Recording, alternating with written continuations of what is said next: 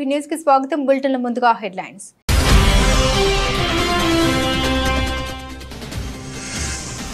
జర్నలిస్టులను ఉద్దేశించి సీఎం రేవంత్ రెడ్డి ఆసక్తికర వ్యాఖ్యలు.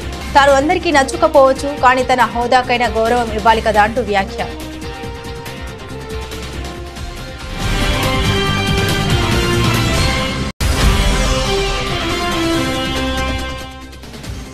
విజయవాడ వరదల్లో మునిగి పాడైన వాహన యజమానులకు ప్రభుత్వం గుడ్ న్యూస్. దెబ్బతిన్న వాహనాలు ఎలక్ట్రిక్ ప్లంబింగ్ పనులను ఉచితంగా చేయాలని నిర్ణయం.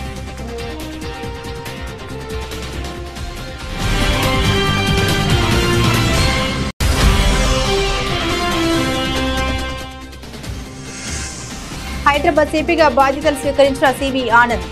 ల్యాండ్ ఆర్డర్పై కఠినంగా వ్యవహరిస్తామని స్పష్టం.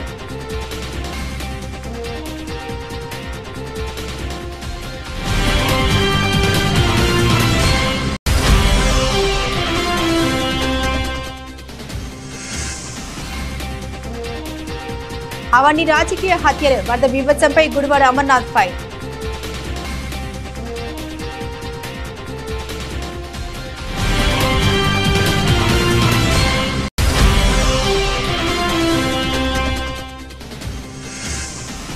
భారీ వర్షం బీభత్సం. ఉత్తర కోస్తా ఆంధ్రాలో రెడ్ అలర్ట్.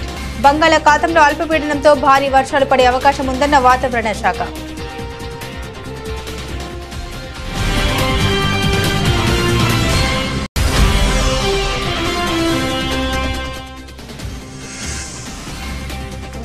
ముగిసిన పారా ఒలింపిక్స్ పోటీలు. కొత్త చరిత్ర లిఖించిన భారత అథ్లెట్లు.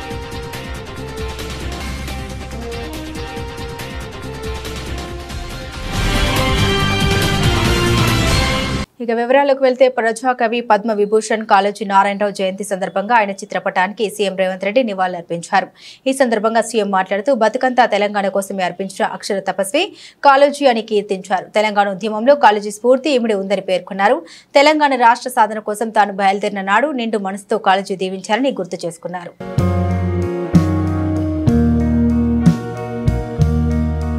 విజయవాడ వాసులకు కూటమి ప్రభుత్వం గుడ్ న్యూస్ తెప్పబోతోంది. వరదల్లో దెబ్బతిన్న మునిగి పాడిన వాహనాల మరమ్మతులకు అయ్యే ఖర్చులో కొంత భరించాలని ప్రభుత్వం యోచిస్తున్నట్లు ముఖ్యమంత్రి చంద్రబాబు నాయుడు తెలిపారు. పాడైన ఇంట్లోని ఉపకరణాల ఖర్చులోనూ కొంత భరించాలని ప్రభుత్వం యోచిస్తోంది. ప్రభుత్వ నిర్ణయంతో వేలాది మందికి లబ్ధి జరగనుంది. గత రాత్రి విజయవాడ కలెక్టరేట్లో చంద్రబాబు మీడియాతో మాట్లాడారు. ఈ విషయాన్ని వెల్లడించారు. వరదల కారణంగా బైక్లు, ఆటోలు, కార్లు పెద్ద ఎత్తున దెబ్బతిన్నాయి. వీటిలో కొన్నింటికి బీమా ఉండగా బీమా లేని వాహనాలు కూడా పెద్ద సంఖ్యలో ఉన్నాయి. అసలు వరదలతో సర్వం కోల్పోయిన బాధితులకు ఇది అదనపు ఖర్చు కానుంది. ఈ నేపథ్యంలో ప్రభుత్వం ముందుకొచ్చి మరమ్మతులు చేయించి ఇవ్వాలని నిర్ణయించింది. రిపేర్ కు తక్కువ మొత్తం అయితే ప్రభుత్వమే భరించాలని, ఎక్కువ అయితే మాత్రం కొంత వాటి యజమానులు కూడా భరించేలా ప్రణాళిక సిద్ధం చేస్తుంది. మరమ్మత్తు పనుల కోసం ఆయా వాహన తయారీదారులతో సంప్రదింపులు జరుపుతుంది. అలాగే వారి వద్ద CSR నిధులు ఉంటాయి కాబట్టి వాటితో ఉచితంగా మరమ్మతులు చేసి ఇవ్వాలని కోరుతుంది. మా ఉద్దేశం ఎన్యూమరేషన్కి వెళ్తున్నాం. అయితే ఎన్యూమరేషన్కి వెళ్లే మునుపు ఇంకొక మేజర్ వర్క్ మాకు అనిపించేది ఏంటంటే స్కూటర్లు కానీ, మోటార్ బైక్స్ కానీ, ఆటోలు కానీ, కార్లు కానీ ఇన్సూరెన్స్ చేసినట్టు కొంత ఇన్సూరెన్స్ క్లెయిమ్ చేయించడం, ఇన్సూరెన్స్ కానట్టే కూడా చెడిపోవడం. ఇప్పుడు ఇవన్నీ రిపేర్ చేయించడం ఒక పెద్ద ఎక్సర్సైజ్. ఇది కాకుండా మొత్తం చాలా మందికి ఎలక్ట్రానిక్ ఐటమ్స్ ఉన్నాయి ఇండ్లలో. ఎలక్ట్రానిక్ ఐటమ్స్ ఒక టెలివిజన్, ఒక రెఫ్రిజిరేటర్, ఒక washing machine, air conditioner, laptop, desktop, microwave oven, mixie, grinder, cooker, gas stove, water purifier, చిన్ని, ఇలాంటి చాలా ఉన్నాయి. ఇవన్నీ కూడా రిపేర్లు చేయించాలి. ఏజెన్సీస్ ఏవైతే ఉన్నాయో ఇవన్నీ ఎలక్ట్రానిక్స్ అన్ని ఆ కన్సర్న్ మ్యానుఫ్యాక్చరర్ చేయగలుగుతాడు. వాళ్ళ ప్రిస్క్రైబ్డ్ మెయింటెనెన్స్ ఇంజనీర్లే ఉంటారు, ఆ వర్కర్స్ ఉంటారు. వాళ్ళందరితో మాట్లాడుతున్నాం. ఇంకొక పక్కన పెద్ద ఎత్తున ఈరోజు చాలా కార్యక్రమాలు. ఈరోజు మీరు చూస్తే ఒక ఎలక్ట్రికల్ ఉన్నాయి, కొన్ని సాచెట్స్ ఇలాంటివన్నీ ఇదే అయిపోవడం. ఎలక్ట్రీషియన్ కావాలి, ఫీజులు పోవడం, అన్ని ప్లంబర్స్, ఇంకొక పక్క పెయింటర్స్, కార్పెంటర్స్, ఇలాంటి చాలా ఉన్నాయి. వాళ్ళందరికీ అర్బన్ కంపెనీని పెట్టాం. అర్బన్ కంపెనీలు యాడ్ చేశాం. మేము వీళ్ళందరినీ అవైలబిలిటీలో పెట్టాం. గ్యాస్ ఉంది, గ్యాస్ కంపెనీసే చేయగలుగుతాయి. మళ్ళా ఆ గ్యాస్ కంపెనీకి సంబంధించిన మెయింటెనెన్స్ చేసే వాళ్ళందరినీ మెకానిక్స్ ని పంపించాలి. ఆ స్పేర్ పార్ట్స్ కూడా వాళ్లే ఇవ్వాలి. ఎలక్ట్రానిక్స్ గానీ స్టవ్లకు గానీ ఆ గ్యాస్ కంపెనీసే పెట్టాల్సిన అవసరం వస్తుంది. అవి కూడా వర్కౌట్ చేస్తున్నాం. ఇవన్నిటికీ రేపు ఫుల్ స్వింగ్ లో మోటార్ వెహికల్ ట్రాన్స్పోర్ట్ కమిషనర్ చెప్పాను. కొన్ని వాళ్లకు ఎక్కడైతే ఆ కంపెనీ ఆథరైజ్డ్ డీలరే ఉంటాడు, ఆథరైజ్డ్ మెకానిక్ దగ్గర పోతేనే క్లెయిమ్స్ వస్తాయి. కొన్ని వీళ్లకు నమ్మకం ఉండే వ్యక్తులున్నారు. వాళ్లకు నమ్మకం ఉండే వ్యక్తిని ఇస్తే వాళ్ళు గ్యారంటీ ఇస్తారు. గవర్నమెంట్ ఏ విధంగా వాళ్ళకి సబ్సిడీ పే చేయాలో కూడా ఆలోచిస్తున్నాను. తెలంగాణ ముఖ్యమంత్రి రేవంత్ రెడ్డి హైదరాబాద్ రవీంద్ర భారతిలో జరిగిన కార్యక్రమంలో జర్నలిస్టులకు ఇళ్ల స్థలాలు పట్టాలు పంపిణీ చేశారు. ఈ సందర్భంగా ఆయన తన ప్రసంగంలో జర్నలిస్టులను ఉద్దేశించి ఆసక్తికర వ్యాఖ్యలు చేశారు. ఓ వ్యక్తిగా నేను మీకు నచ్చకపోవచ్చు, కానీ రేవంత్ రెడ్డి తెలంగాణ రాష్ట్రానికి ముఖ్యమంత్రి, చీఫ్ మినిస్టర్ అనేది ఒక గౌరవప్రదమైన హోదా. ఆ హోదాలో ఉన్న వ్యక్తి మీకు నచ్చవచ్చు, నచ్చకపోవచ్చు. ప్రజలందరూ కలిసి ఆ హోదా ఇచ్చారు. ఆ హోదాను గౌరవించాల్సిన బాధ్యత పత్రికలకు, పత్రికా యజమానుల ముసుగులో ఉన్న రాజకీయ పార్టీ నాయకులకు ఉండదా? వాళ్ళు పాటించినప్పుడు మేమెందుకు పాటించాలనేది నా ప్రశ్న అని సీఎం రేవంత్ రెడ్డి పేర్కొన్నారు. రేవంత్ రెడ్డి మీకు నచ్చకపోవచ్చు యాజ్ ఇండివిజువల్, కానీ Revanth Reddy is Telangana chief minister. Telangana chief minister అనేది ఒక గౌరవప్రదమైన హోదా. ఒక జర్నలిస్ట్ అనేది ఒక గౌరవప్రదమైన హోదా. వ్యక్తితో నీకు నచ్చవచ్చు, నచ్చకపోవచ్చు. ఆ హోదా మనమందరు ప్రజలందరూ కలిసి ఇస్తే వచ్చిన హోదా. ఆ హోదాని గౌరవించాల్సిన బాధ్యత పత్రికలకు కానీ, పత్రిక యజమానుల ముసుగుల్లో ఉన్న రాజకీయ పార్టీ నాయకులకు కానీ ఉండదా? వాళ్ళకి లేనప్పుడు మేమెందుకు పాటించాలా అనేది నా ప్రశ్న. అసలు కంటే కొసరోళ్ళది ఎక్కువైపోయింది. ఎవరిది ఏ ట్యూబో తెలుస్తలేదు మాకు. ఇక ఆ ట్యూబ్లో ఎక్కడికంటే అక్కడికి వెళ్ళిపోయి ఏది పడితే అది మాట్లాడితే అక్కడ ఉన్న ప్రజలు ఏమన్నా అంటే చూసిరా జర్నలిస్టుల మీద దాడి అని. జర్నలిస్ట్ అనే పదానికి డెఫినేషన్ ఏందో మీరు డిసైడ్ చేయండి. మేము ఎవరిని జర్నలిస్ట్గా చూడాలో మీరు చెప్పండి. ఎవడు దోస్తే వాడు ట్యూబ్ పెట్టుకొని, ఆ ట్యూబ్లో పెట్టుకొని వాడు మెడలో పట్టేసుకొని, మెడలో ఇది కట్టుకొని వాడు నేను ట్యూబ్కో జర్నలిస్ట్ అని బయలుదేరితే వాళ్ళు వివరించే విధానాన్ని బట్టి ప్రజలు వివరిస్తారు. ఏది పడితే అది మధ్యలోనే అడ్డం దొడ్డం మాట్లాడి ఏదైనా ఏమన్నా అంటే చూసారా జర్నలిస్టుల మీద. హైదరాబాద్ 61వ పోలీస్ కమిషనర్ గా సీనియర్ ఐపీఎస్ అధికారి సివి ఆనంద్ బాధ్యతలు స్వీకరించారు. సోమవారం ఉదయం సిపి కార్యాలయంలో ప్రస్తుత సిపి శ్రీనివాసరెడ్డి నుండి ఆయన ఛార్జ్ తీసుకున్నారు. అనంతరం ఆయన మీడియాతో మాట్లాడారు. హైదరాబాద్ సిపిగా రెండవసారి బాధ్యతలు చేపట్టడం సంతోషంగా ఉందన్నారు. రాష్ట్ర ప్రభుత్వం డ్రగ్స్ పై సీరియస్ గా ఉందన్నారు. డ్రగ్స్ గంజాయి నిర్మూలనకు కృషి చేస్తామని తెలిపారు. నగరంలో లా అండ్ ఆర్డర్ ను మరింత మెరుగుపరుస్తామని తెలిపారు. ఫ్రెండ్లీ పోలీసింగ్ అనేది పోలీస్ డిపార్ట్మెంట్ లో ఒక భాగమని వెల్లడించారు. ప్రజలతో ఫ్రెండ్లీ పోలీసింగ్ ఉంటుందని, క్రిమినల్స్ పై ఉక్కుపాదం మోపుతామన్నారు. వినాయక నిమజ్జనం చాలా కీలకమైన అంశమని చెప్పారు. నిమజ్జన ఘట్టం ప్రశాంతంగా జరిగేలా చర్యలు తీసుకుంటామని తెలిపారు. హైదరాబాద్ లో ట్రాఫిక్ వ్యవస్థ అస్తవ్యస్తంగా మారిందని విన్నానని, ట్రాఫిక్ సమస్యను కూడా పరిష్కరిస్తామని తెలిపారు. హత్యలు, అత్యాచారాలు, లా అండ్ ఆర్డర్ పై కఠినంగా వ్యవహరిస్తామని తెలిపారు.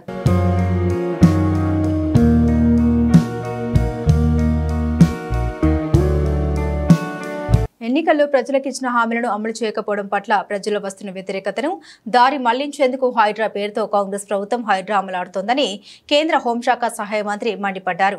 కరీంనగర్ జిల్లా బీజేపీ శాఖ ఆధ్వర్యంలో నిర్వహించిన సభ్యత్వ నమోదు కార్యక్రమంలో బండి సంజయ్ పాల్గొన్నారు. దేశం కోసం, సమాజం కోసం పనిచేసే ఏకైక పార్టీ బీజేపీ మాత్రమేనని, 18 కోట్ల సభ్యత్వ నమోదు చేసి ప్రపంచ రికార్డు సృష్టించిన పార్టీ బీజేపీ అని తెలిపారు. ఈసారి మరో 10 కోట్ల మందిని సభ్యులుగా చేర్చాలని హైకమాండ్ నిర్ణయించిందని అన్నారు. గత కొద్ది రోజులుగా హైడ్రా వ్యవహరిస్తున్న తీరును చూస్తుంటే విశ్వాసం పోతుందన్నారు.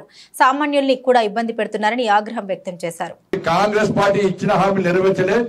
ఇలా భరోసా, రైతు భరోసా మీద గాని, రుణమాఫీ మీద గాని, ఇవాళ బోనస్ విషయంలో గాని ఇలా ఎక్కడ కూడా కాంగ్రెస్ పార్టీ 2,500 రూపాయలు మహిళలకు ఇస్తున్నారు, తులం బంగారం ఇస్తున్నారు, స్కూటీలు ఇస్తున్నారు, నోటిఫికేషన్ ఇస్తున్నారు, ఆసరా పెన్షన్స్ ఇస్తున్నారు, రేషన్ కార్డు ఇస్తున్నారు. ఇవి ఇవ్వకుండా ఈ అన్ని దుస్థి మళ్లించడానికి హైడ్రా స్టార్ట్ చేశారు.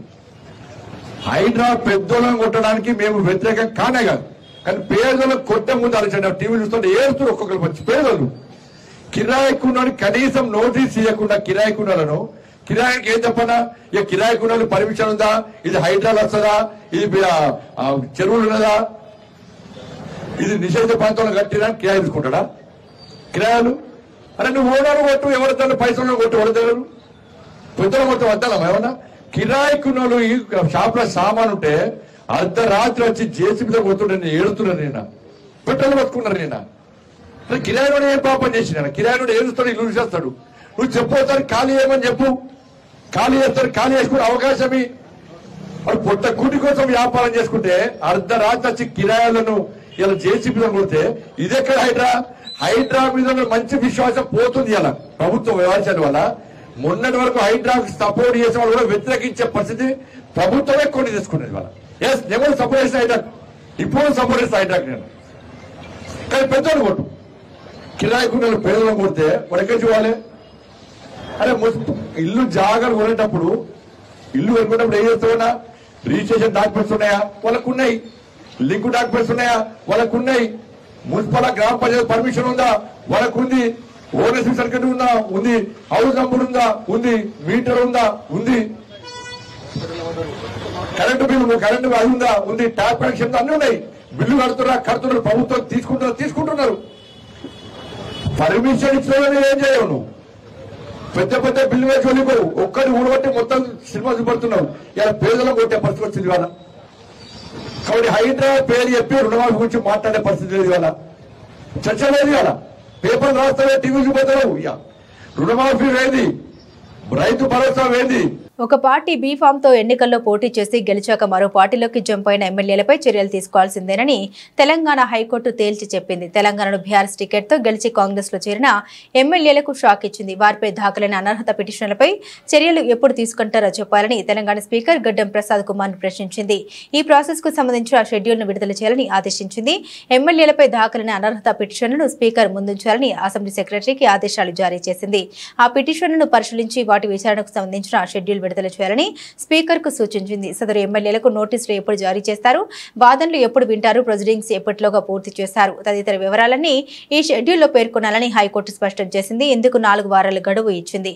అప్పటికి షెడ్యూల్ విడుదల చేయకుంటే ఈ కేసును సుమోటోగా విచారణకు స్వీకరిస్తామని హెచ్చరించింది. 9 నెలల కాంగ్రెస్ పాలన ఏమాత్రం అర్థం పర్థం లేకుండా సాగిందని, ముఖ్యమంత్రి మంత్రుల మధ్య సమన్వయం లేదని మాజీ మంత్రి ఎమ్మెల్యే జగదీష్ రెడ్డి అన్నారు. ఆయన సూర్యాపేట క్యాంపు కార్యాలయంలో మీడియాతో మాట్లాడారు.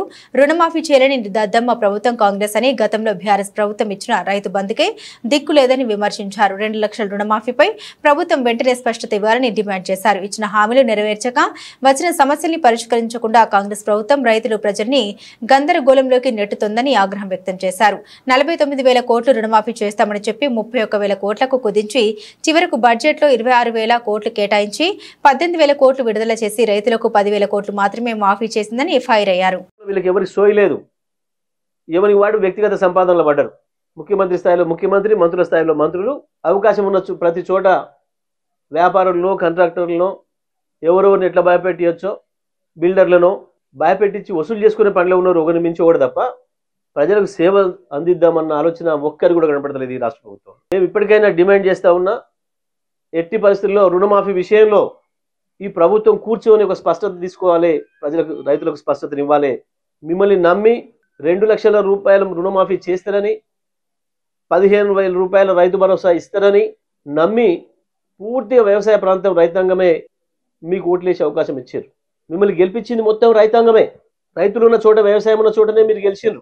కానీ అదే రైతులకు నెత్తిన టోపీ పెట్టడమే కాకుండా ఇప్పటికీ కూడా రకరకాల మాటలు చెప్తూ మోసం చేస్తూ కాలం గడుపుతున్నారు. వ్యవసాయ శాఖ మంత్రి గారిని నేను డిమాండ్ చేస్తా ఉన్నా, ఇప్పటికైనా ముఖ్యమంత్రి మీ మంత్రివర్గం కూర్చొని అసలు రైతాంగానికి మొత్తం రుణమాఫీ చేసే ఉద్దేశం ఉందా లేదా, మీరు ఇచ్చిన మాట ప్రకారం 2 లక్షలు లేదా ఎగ్గొట్టదలుచుకున్నారా స్పష్టంగా చెప్పండి. ఇదే సందర్భంలో వానాకాలం పంట చేతికొచ్చే సమయం వచ్చింది. ఇప్పటికి కూడా నా రైతు బంధు లేదు, నా రైతు భరోసా లేదు. వెంటనే రైతు భరోసా కూడా ప్రారంభం చేయాలి. రైతాంగం అప్పులు తీసుకొచ్చి పెట్టి ఇబ్బందులు పడుతున్నారు. ఒకవైపు సూర్యాపేట, ఖమ్మం, భద్రాద్రి కొత్తగూడెం, మహబూబాద్, నర్సంపేట, ములుగు, ఇంకా ఇతర జిల్లాల్లో, ఆదిలాబాద్, ఇతర జిల్లాలలో కూడా చాలా చోట్ల లక్షలాది ఎకరాలు పంట పొలాలు నాశనమైనాయి. వరిచేలు కావచ్చు, పత్తి కావచ్చు, మిర్చి కావచ్చు, ఇతర పంటలు కూడా. ఒకవైపు ఏం ప్రభుత్వం ఇవ్వాల్సిన పెట్టుబడి సాయం ఇవ్వలేదు, రైతులు సొంతంగా తీసుకొచ్చి పెట్టిండ్రు. ఇప్పటికీ కూడా ఆ రైతాంగం వర్షాలతో దెబ్బతిన్నది. కానీ ప్రభుత్వానికి మాత్రం నిమ్మకు నీరెత్తినట్టు లేదు. వెంటనే రైతు భరోసా కూడా ప్రారంభం చేయాలని చెప్పి బీఆర్ఎస్ పార్టీ మేము డిమాండ్ చేస్తున్నాం. విజయవాడలో వరద బీభత్సానికి ముమ్మాటికి ప్రభుత్వ వైఫల్యమే కారణమని మాజీ మంత్రి గుడివాడ అమర్నాథ్ ఆరోపించారు. వరదల కారణంగా 45 మంది ప్రాణాలు కోల్పోయారని తెలిపారు. వీటన్నింటినీ రాజకీయ హత్యలుగానే పరిగణిస్తున్నామని పేర్కొన్నారు. విశాఖపట్నంలో సోమవారం ఏర్పాటు చేసిన మీడియా సమావేశంలో గుడివాడ అమర్నాథ్ మాట్లాడారు. రాష్ట్రం నడి ఒడ్డున విజయవాడ ప్రాంతంలో అంత వరద వస్తుంటే అసలు ప్రభుత్వం ఏం చేస్తుందని ప్రశ్నించారు. విజయవాడ వరద సమయంలో ప్రభుత్వం వ్యవహరించిన తీరు చాలా బాధాకరమని మాజీ మంత్రి గుడివాడ అమర్నాథ్ తెలిపారు. వరదల సమయంలో ప్రజల అవస్థల్ని పక్కన పెట్టి పూటకో ప్రెస్ మీట్ పెట్టి ఈ విపత్తును పబ్లిసిటీకి చంద్రబాబు వాడుకున్నారని ఆగ్రహం వ్యక్తం చేశారు. చంద్రబాబుకు పబ్లిసిటీ మీద ఉన్న శ్రద్ధ ప్రజల ప్రాణాలను రక్షించడం లేదని మండిపడ్డారు. బుడమేరు కాల్వ నుండి వరద వస్తుందని తెలిసి కూడా డీఈ హెచ్చరికలు లెక్క చేయలేదని తెలిపారు. 20 గంటల ముందు వరద వస్తుందని తెలిసి కూడా తాము స్పందించలేదని మరికొంతమంది అధికారులు చెప్పారన్నారు. ఇంత పెద్ద ఎత్తున వరద వచ్చి ఇన్ని వేల క్యూసెక్లు నీరు వస్తున్నటువంటి సందర్భంలో మీకు ముందుగానే తెలిసి కనీసం ప్రజల్ని రక్షించాల్సినటువంటి బాధ్యత మీకు లేకపోవడం అనేటువంటిది ఎంతవరకు సమంజసం? ఏదైనా తెలియక ఎవరన్నా ప్రాణాలు పోతేనో, తెలియక ఎవరన్నా ప్రాణం వదిలేస్తేనో అది ప్రమాదంగానే చూస్తాం మనం. కానీ తెలిసి ప్రాణాలు పోయాయి, డెఫినెట్ గా ప్రభుత్వ హత్యలు మాత్రమే అనేటువంటి విషయాన్ని ఈ సందర్భంగా చెప్పక తప్పదు. విజయవాడ నడిబొడ్డున 45 మంది ప్రాణాలు, వాస్తవానికి వరదల్లో కొట్టుకుపోయినటువంటి ప్రాణాలు కొన్ని అయితే, కొంతమందికి నీరు అందక, కొంతమందికి మెడిసిన్స్ అందక, కొంతమందికి వైద్యం అందక చనిపోయినటువంటి వారు కొంతమంది. ఎంతవరకు సమంజసం? దీనికి సంబంధించి ప్రశ్నల దీని గురించి ఏదైనా అడిగితే దానికి సమాధానం చెప్పరు. మళ్ళీ తిరిగి వైఎస్ఆర్ కాంగ్రెస్ పార్టీ మీద ఏదో రకంగా రోజుకొక డైవర్షన్ పాలిటిక్స్ చేసి వైఎస్ఆర్ కాంగ్రెస్ పార్టీ నాయకులు పడవలు వదిలేశారు, పడవలతో బ్యారేజీని డ్యామేజ్ చేద్దాం అనుకున్నారు. ఈ రకమైనటువంటి దుష్ప్రచారాలు చేయడం. అనంతపురం జిల్లా ఉరవకొండ నియోజకవర్గంలోని కొనకండ్ల గ్రామంలో ప్రజలు తాగునీటి కోసం రోడ్డెక్కారు. తమ గ్రామంలో త్రాగునీటిని సమస్యను పరిష్కరించే వరకు ఆందోళన విరమించేదే లేదంటూ రోడ్డుకు అడ్డంగా ట్యాంకర్లు పెట్టి రాస్తారోకో నిర్వహించారు. జిల్లా వ్యాప్తంగా శ్రీ సత్యసాయి శ్రీ రామరెడ్డి తాగునీటి పథకం ఉద్యోగులు 20 రోజుల నుండి ఆందోళన చేపట్టినా ప్రభుత్వం పట్టించుకోకపోవడంతో నీటి పంపింగ్ నిలిపివేసి ఆందోళనకు వెళ్లారు. దీంతో దాదాపుగా అన్ని గ్రామాల ప్రజలు తాగునీరు లేక తీవ్ర ఇబ్బందులు పాలవుతున్నారు. కొనకండ్ల గ్రామంలో దాదాపుగా 10 ట్యాంకర్లు పెట్టి నీటి సరఫరా చేస్తున్నారు. కూడా అతిపెద్ద గ్రామమైన కొనకండ్లకు అవి ఏ మూలకు సరిపోకపోవడంతో పండగ వేళ త్రాగునీరు లేక వాడుకునే నీరు లేక గ్రామస్తులు విసిగిపోయి రాస్తారోకోకు దిగారు. దీంతో ట్రాఫిక్ పూర్తిగా నిలిచిపోవడంతో పోలీసులు వారిని ఆందోళన విరమించాలని విజ్ఞప్తి చేశారు. తెలంగాణ జాతిపిత కాళోజీ నారాయణరావు జయంతిని పురస్కరించుకుని రాజన్న సిరిసిల్ల జిల్లా వేములవాడ మున్సిపల్ కార్యాలయంలో వేడుకలను ఘనంగా నిర్వహించారు. ఈ సందర్భంగా municipal chairperson Madhavi, commissioner Sampath Reddy, municipal ఉద్యోగులు, సిబ్బందితో కలిసి కాళోజీ నారాయణరావు చిత్రపటానికి పూలమాలలు వేసి ఘనంగా నివాళులర్పించారు. అనంతరం చైర్పర్సన్ మాధవి మాట్లాడుతూ కాళోజీ నిరంకుశ పాలనకు వ్యతిరేకంగా పోరాడి తన కవితలతో సామాన్య ప్రజలకు ఏకం చేసిన గొప్ప కవి అని కొనియాడారు. వారి ఆశయ సాధనకు ప్రతి ఒక్కరూ కృషి చేయాలని తెలిపారు.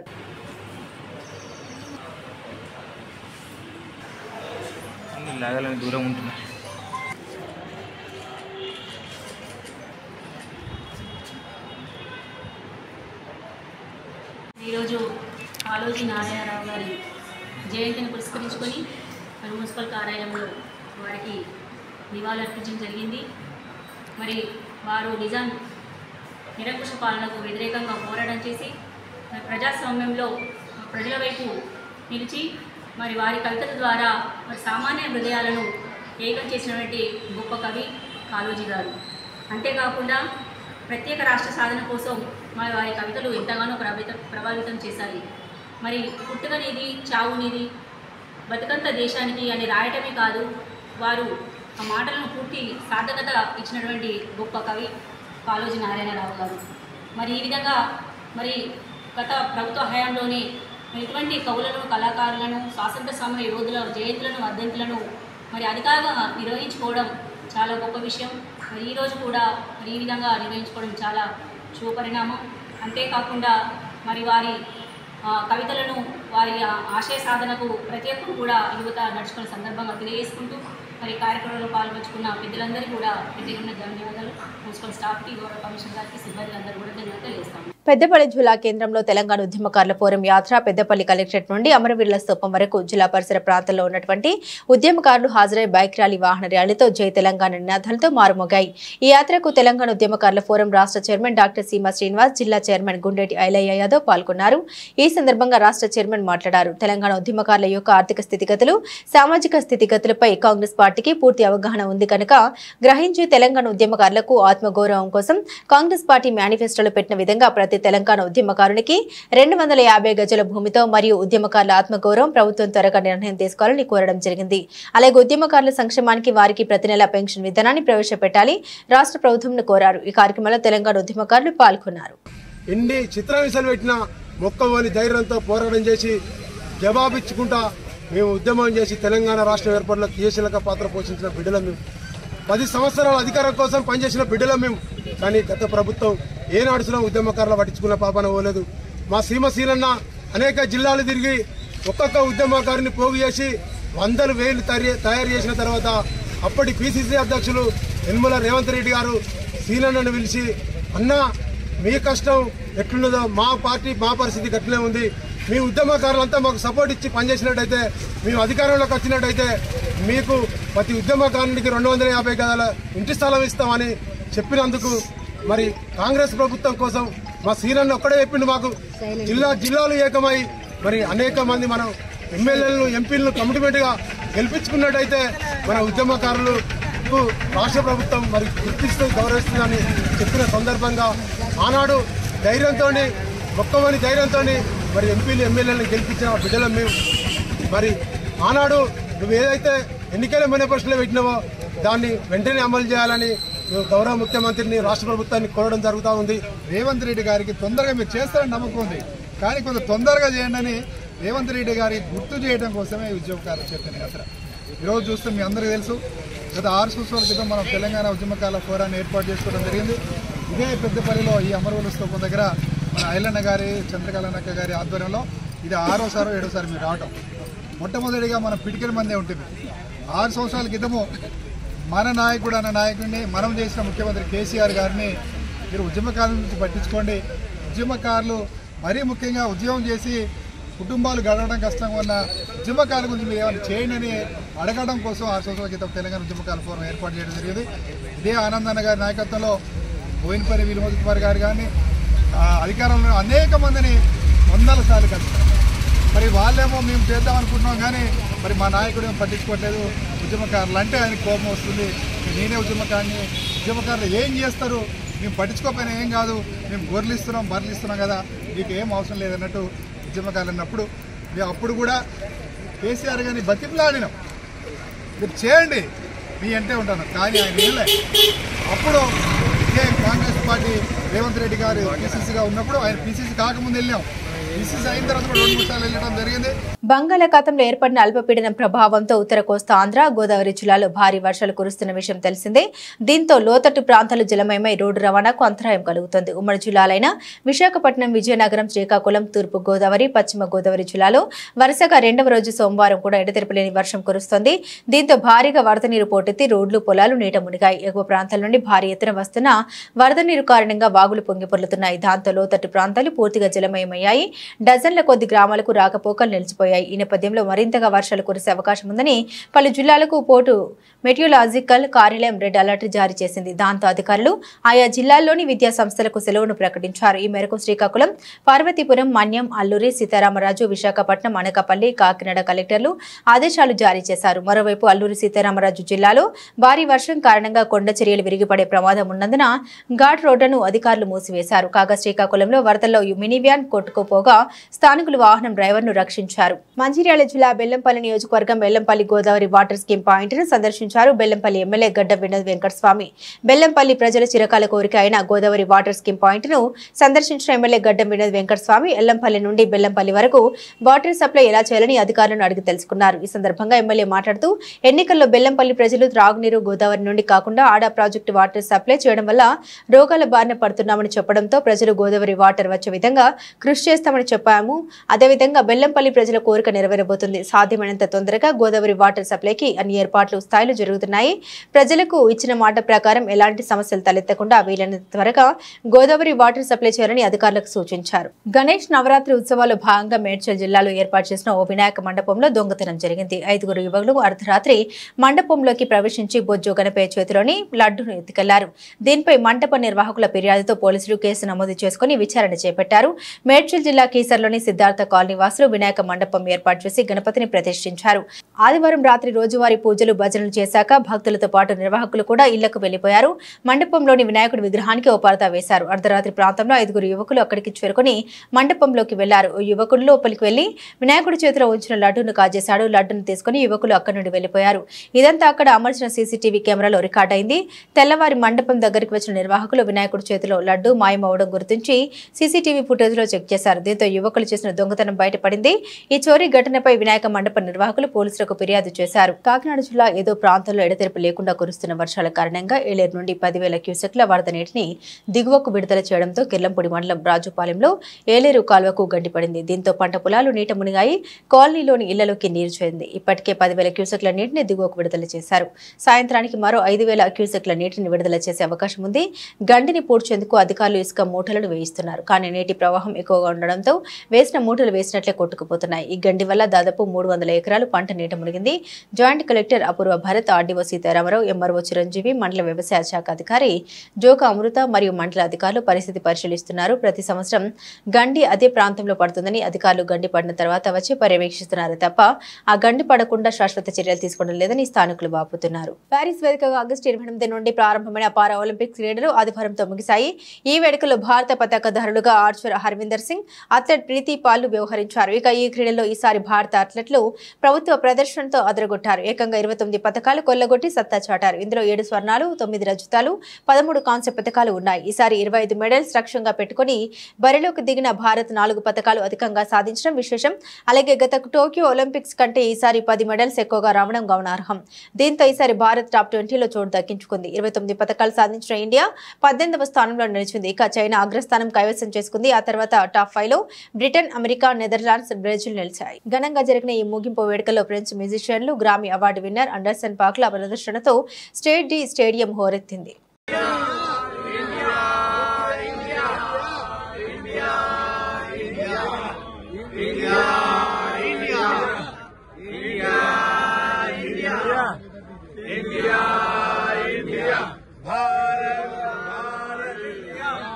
బులెటిన్ ముగించే ముందు హెడ్లైన్స్ మరోసారి.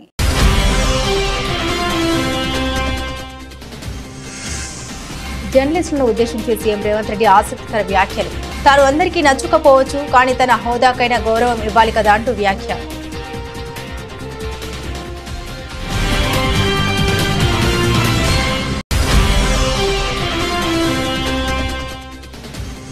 విజయవాడ వరదల్లో మునిగి పాడైన వాహన యజమానులకు ప్రభుత్వం గుడ్ న్యూస్. దెబ్బతిన్న వాహనాలు ఎలక్ట్రిక్, ప్లంబింగ్ పనులను ఉచితంగా చేయాలని నిర్ణయం.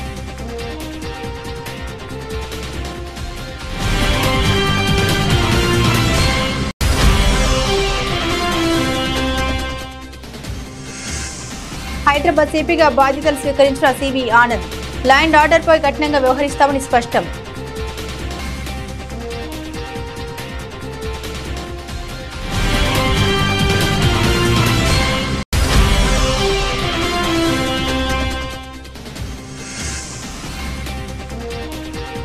అవన్నీ రాజకీయ హత్యలు. వరద బీభత్సంపై గుడివాడ అమర్నాథ్ ఫైల్.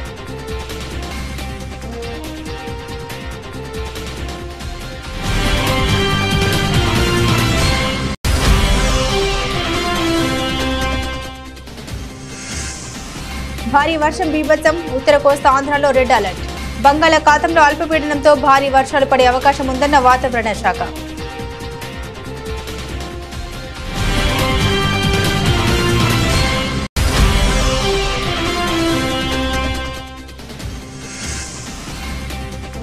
ముగిసిన పారా ఒలింపిక్స్ పోటీలు. కొత్త చరిత్ర లిఖించిన భారత అథ్లెట్లు.